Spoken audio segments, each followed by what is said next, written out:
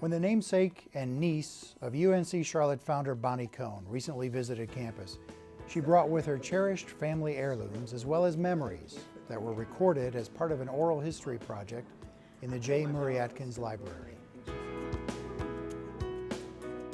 It was really interesting. I joined UNC Charlotte in June, and I have a love for history. And I grew up in a small town in Aiken County in South Carolina, about 80 miles from where Miss Bonnie grew up in Lodge.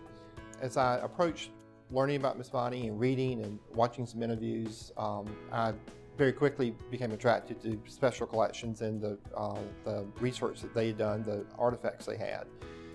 And I was actually in search of a document, a will of Miss Bonnie's, because she left a very significant planned gift to the university.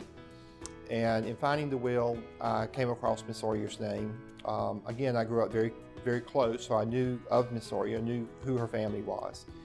And the idea of an oral history came to light. We really wanted a chance to meet her, and that's when John and I collaborated, knowing that she hadn't been to campus in several years.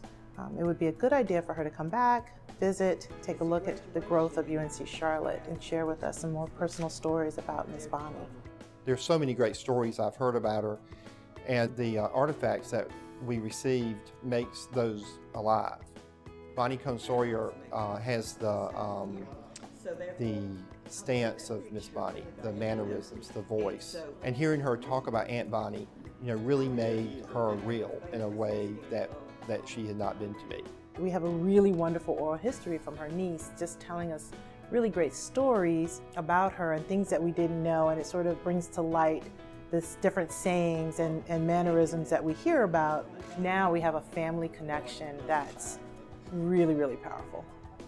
What's exciting about this collection is that we have administrative records on Miss Bonnie Cohn, we have a few personal items, but not a lot that expresses her life before Charlotte College or the university and the growth of the university. So this collection actually gives us a glimpse of Miss Bonnie as a young woman, where she grew up, her family, her parents, her siblings, and how she went to school and the things she studied.